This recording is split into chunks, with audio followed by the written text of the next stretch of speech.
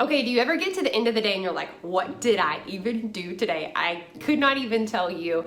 And you don't feel like you're making progress on your habits or your goals that you set out to do. I think this video could be so helpful for you because I've certainly been there. I get there still sometimes, but this one thing has helped me so much.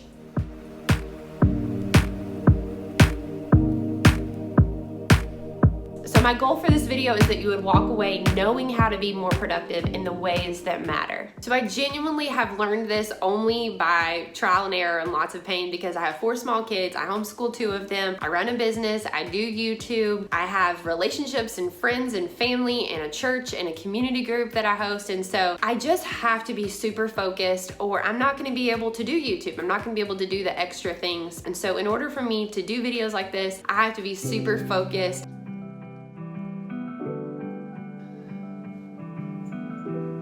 So this is the first in the Leading Yourself series. If we are not leading ourselves, we're really not able to lead our children well. We're not really able to lead people outside of our homes well. And I know that you want to. I know you want to lead your kids and others well. And we are influencing people whether we realize it or not. So it's so key that we're leading ourselves. And one way we can lead ourselves is to keep our promises to ourselves. And this really helps me.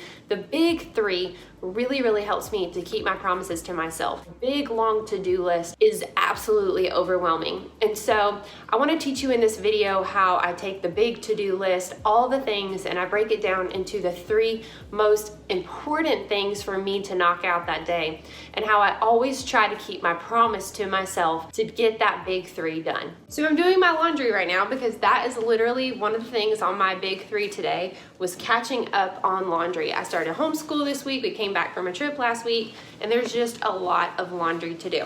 So instead of feeling overwhelmed about it, I am just trying to knock it out little by little. And so my goal is to get 3 loads put away today. So my big 3 today are laundry, and then I need to get the figs off the top of my tree because if I don't, the birds will eat them. And the last thing is I need to work on my homeschool space. One thing I really think the big 3 helps us do is take big things and break them down into small things. So today is not exactly an example of that except for my homeschool space because I worked on it last night and I worked a little bit on it the day before. So just working, 30 minutes here and there has really helped me break that big goal into smaller bite-sized pieces. But another example is when I worked on a course recently called Labor Without Fear, and I had 13 videos that I filmed that I had to edit, and I had to make an ebook and all these downloads and things like that, and I totally underestimated how big that project was. And there were so many days that literally on my big 3 it was just like 30-minute edit, 1 video. And y'all, it took me forever. But what I really wanted to do was just knock out 5 videos at one time. But for most of the course, on the back end, it was just little by little by little by little. And now I have the whole thing packaged up and I'm releasing it at the end of this month. And so it's really exciting to just slowly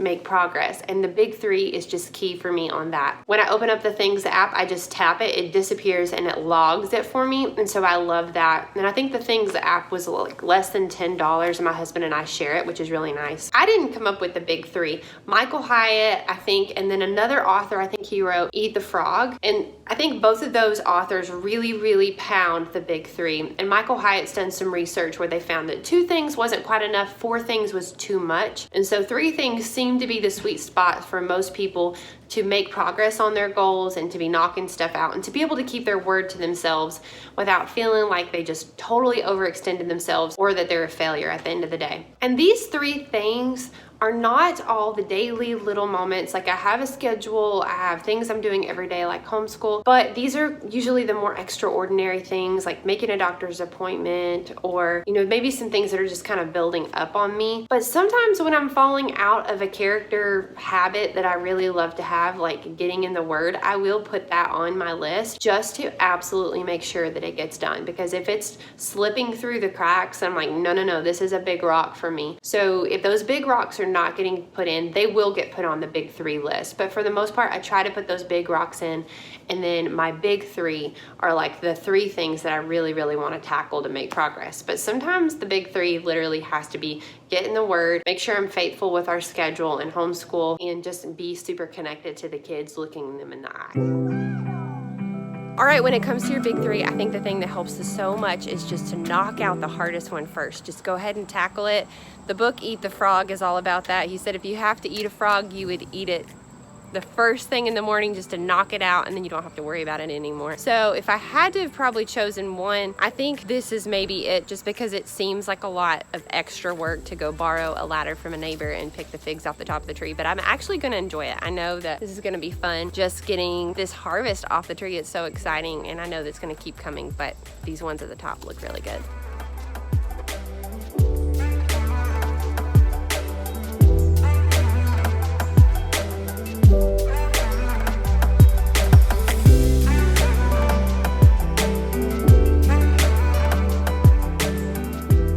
Okay, I'm done with the figs, and now I need to knock out this space right here.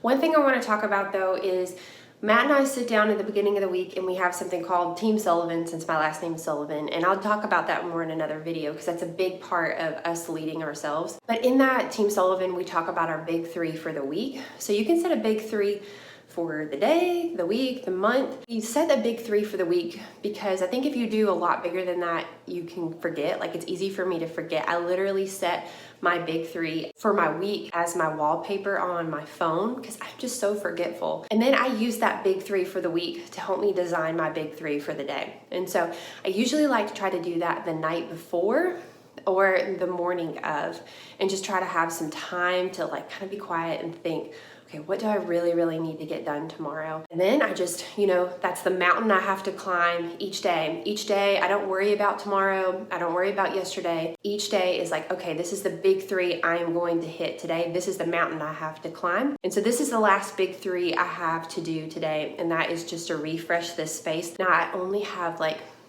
20 minutes, I think. So it's not that it has to completely get done, it's that I'm making progress. And in the book, Atomic Habits, he talks about the power of just doing little changes, and over time, how that can drastically change the direction of where you're going. I totally believe it, and I love his analogy of the ice cube. You should go look it up, but basically it's just, you can't tell that an ice cube is melting until boom, it hits 32 degrees and it starts to melt. And I think so much of success is like that. It's just these little things that all add up together to create this big success that everybody sees, but behind the scenes, things are happening every day that nobody knows about.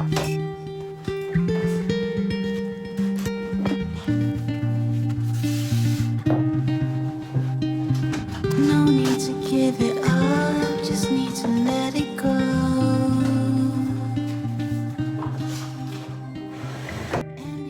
So I've got my homeschool space refreshed, I've got my 3 loads of laundry put away, I've got the fig tree picked and the ladder returned to my neighbor, and it's only 2:30, which just feels so awesome to get those big things done.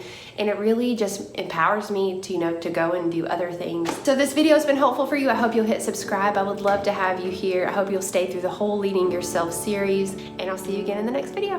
From generation to generation, passed down through every age, there's a story of a savior whose love will never change.